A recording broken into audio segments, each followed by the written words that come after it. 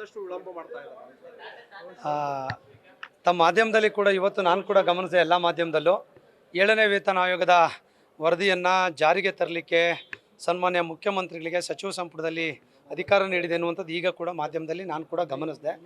So ಅದಕ್ಕೆ ಪೂರಕವಾಗಿ ಕಳೆದ ಕ್ಯಾಬಿನೆಟ್ನಲ್ಲೂ ಕೂಡ ಚರ್ಚೆ ಆಗಿದೆ ಅನ್ನುವಂಥ ಮಾಹಿತಿಗಳು ನಮಗೆ ಕೂಡ ಬೇರೆ ಬೇರೆ ಮೂಲಗಳಿಂದ ಮಾಧ್ಯಮದ ಮುಖಾಂತರ ಕೂಡ ತಿಳಿದಿದೆ.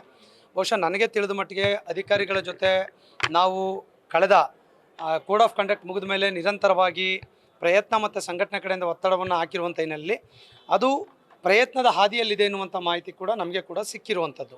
ಹಾಗಾಗಿ ಅದು ಸಬ್ಜೆಕ್ಟು ಬಂದಿದೆಯಾ, ಫಾರ್ಮಲ್ ಆಗಿದೆಯಾ, ಇನ್ಫಾರ್ಮಲ್ ಆಗಿದೆಯಾ ಅನ್ನುವಂಥ ಮಾಹಿತಿ ನಾನು ಹೇಳಲಿಕ್ಕೆ ನನಗೆ ಕೂಡ ಮಾಹಿತಿ ಇಲ್ಲ. ಬಟ್ ಈ ವಿಚಾರಗಳು ಚರ್ಚೆ ಆಗಿದೆ. ಯಾಕಂದರೆ ವೇತನ ಆಯೋಗ ಈಗಾಗಲೇ ವರದಿಯನ್ನು ಕೊಟ್ಟಿದೆ. ವರದಿ ಕೊಟ್ಟು 2.5 ತಿಂಗಳಾಗಿದೆ. ಅದನ್ನು ಇಂಪ್ಲಿಮೆಂಟ್ ಮಾಡಬೇಕು. ಯಾಕಂದರೆ ವರದಿ ಬಂದಾಗ ಸಚಿವ ಸಂಪುಟದಲ್ಲಿ ಚರ್ಚೆಗಳಾಗಬೇಕಾಗ್ತದೆ. ಅದು ಚರ್ಚೆಗಳಾಗಿದೆ ಎನ್ನುವಂಥ ಮಾಹಿತಿ ಕೂಡ ನನಗೆ ಕೂಡ ಸಿಕ್ಕಿರುವಂಥದ್ದು. ತುಂಬ ಸಂತೋಷ. ಯಾಕಂದರೆ ಇವತ್ತಿನ ಮಾಧ್ಯಮದ ಇದ್ರ ಪ್ರಕಾರ ಅಲ್ಲಿ ಚರ್ಚೆ ಆಗಿದ್ದೇ ಆದರೆ ಅದು ಇಂಪ್ಲಿಮೆಂಟೇ ಆಗುವಂಥದ್ದಿದ್ರೆ ಈ ರಾಜ್ಯದ ಸರ್ಕಾರಿ ನೌಕರರ ಪರವಾಗಿ ರಾಜ್ಯ ಸರ್ಕಾರಕ್ಕೆ ನಾನು ಅಭಿನಂದನೆ, ಕೃತಜ್ಞತೆಗಳನ್ನು ಈ ಸಂದರ್ಭದಲ್ಲಿ ಮೊಟ್ಟ ಮೊದಲಾಗಿ ಸಲ್ಲಿಸ್ತೇನೆ. ಬಟ್ ಅದು ಇಮ್ಮಿಡಿಯೇಟಾಗಿ ಅದು ವರದಿಯನ್ನು ಇಂಪ್ಲಿಮೆಂಟ್ ಮಾಡಿ ಅದನ್ನು ಜಾರಿಗೆ ತರುವಂಥ ಕೆಲಸವನ್ನು ಕೂಡ ಸರ್ಕಾರ ಮಾಡಬೇಕು ಅನ್ನುವಂಥ ಆಗ್ರಹವನ್ನು ಕೂಡ ನಾನು ಈ ಸಂದರ್ಭದಲ್ಲಿ ಮಾಡಲಿಕ್ಕೆ ಬಯಸ್ತೇನೆ. ರಾಜ್ಯದ ನೌಕರೆಲ್ಲರೂ ಕೂಡ ನಿರೀಕ್ಷೆಯಲ್ಲಿ ಇಟ್ಕೊಂಡಿದ್ರು. ಯಾಕಂದರೆ ವೇತನ ಆಯೋಗ ಫೆಬ್ರವರಿ ತಿಂಗಳಲ್ಲಿ ಸಮ್ಮೇಳನ ಮಾಡಿದಾಗ ಮುಖ್ಯಮಂತ್ರಿಗಳು ಹೇಳಿದರು, ಪೇ ಕಮಿಷನ್ ರಿಪೋರ್ಟ್ ಬಂದಾಗ ನಾನು ತೆಗೆದುಕೊಂಡು ಮಾಡ್ತೇನೆ ಎಂದಿದ್ರು. ಮೊನ್ನೆ ಕೋಡ್ ಆಫ್ ಕಂಡಕ್ಟ್ ಮುಂಚೆ ಕೂಡ ಭೇಟಿ ಮಾಡಿದಾಗ ಅದು ಕೋಡ್ ಆಫ್ ಕಂಡಕ್ಟ್ ಮುಗಿದ ಮೇಲೆ ಮಾಡ್ತೇನೆ ಅನ್ನುವಂಥ ಮಾತನ್ನು ಹೇಳಿದರು. 27.5% ಏನು ಫಿಟ್ಮೆಂಟ್ ಇದೆ, ಸೊ ಅದನ್ನು ಇಂಪ್ಲಿಮೆಂಟ್ ಮಾಡುವಂಥ ಯಥಾವತ್ತಾಗಿರುವಂಥ ವರದಿ ಜಾರಿಗೆ ತಂದರೆ ಈ ರಾಜ್ಯದ ಸರ್ಕಾರಿ ನೌಕರು ಆಭಾರಿಯಾಗಿದ್ದೇವೆ. ನಾವು ಕೂಡ ಅಧಿಕಾರಿಗಳು, ಸರ್ಕಾರ, ಮುಖ್ಯಮಂತ್ರಿಗಳು ಒತ್ತಡವನ್ನು ಹಾಕಿದ್ದೇವೆ. ಈಗಾಗಲೇ 2 ಕ್ಯಾಬಿನೆಟ್ ಆಗಿದೆ ಸರ್, ಮತ್ತಷ್ಟು ವಿಳಂಬ ಆಗ್ತಾ ಇದೆಯಾ ಅಂತ?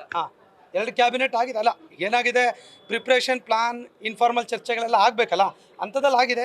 ಬಹುಶಃ ಈ ತಿಂಗಳಂತ್ಯ ಅಥವಾ ಜುಲೈ ಫಸ್ಟ್ ವೀಕ್ ಈ ಥರದಲ್ಲಿ ಆಗ್ಬೋದು ಅನ್ನುವಂಥ ನಿರೀಕ್ಷೆಗಳು ಕೂಡ ನಮ್ಮದಿದೆ. ಪೂರಕವಾಗಿರುವಂಥ ವಾತಾವರಣ ಇದೆ ಅನ್ನುವಂಥದ್ದು ನನಗಂತೂ ಕೂಡ ಗೊತ್ತಾಗಿದೆ.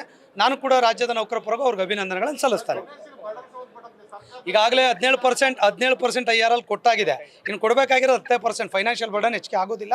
ಹಾಗಾಗಿ ಆಲ್ರೆಡಿ ಕೊಡ್ತಾ ಇದ್ದಾರೆ ಸರ್. ಮಾರ್ಚ್ 23ರಿಂದ ಈಗ ಆಲ್ರೆಡಿ ಇಂಪ್ಲಿಮೆಂಟ್ ಆಗಿದೆ. ರಿಮೈನಿಂಗ್ 10% ಅಷ್ಟೇ ಕೊಡಬೇಕಾಗಿರೋದು. ಏನು ಮೇಜರ್ ಇಂಪ್ಲಿಕೇಶನ್, ಫೈನಾನ್ಷಿಯಲ್ ಇಂಪ್ಲಿಕೇಶನ್ ಏನು ಆಗೋದಿಲ್ಲ. ಅಲ್ಲ, ಅದೇ ನೋಡೋಣ, ಅದೆಲ್ಲ ಚರ್ಚೆ ಮಾಡ್ತೀನಿ ಅಂತ DCM ಸಾಹೇಬರು ಕೂಡ ನಮ್ಮ ಜೊತೆ ಹೇಳಿದ್ದಾರೆ. ಸೊ ಎಲ್ಲಿಂದ ಕೊಡಬೇಕು, ನೋಷನಲ್ಲ ಕೊಡಬೇಕಾ, ಫೈನಾನ್ಷಿಯಲ್ ಕೊಡಬೇಕಾ, ರೆಟ್ರಾಸ್ಪೆಕ್ಟಿವ್ ಕೊಡಬೇಕಾ, ಎಲ್ಲಿಂದ ಕೊಡಬೇಕು, ಅದೆಲ್ಲ ಕೂಡ ಒಂದಿಷ್ಟು ಚರ್ಚೆಗಳಿದೆ. ಸೊ ಖಂಡಿತ ಅವ್ರ ಜೊತೆ ಚರ್ಚೆ ಮಾಡಿದ್ಮೇಲೆ ನಾನು ಅಪ್ಡೇಟ್ ಅಂತ ತಮ್ಗೆ ಹೇಳ್ತೇನೆ. Thank you sir. News First, ನಿರ್ಭೀತಿಯಿಂದ ನಿಮ್ಮ ಪರವಾಗಿ.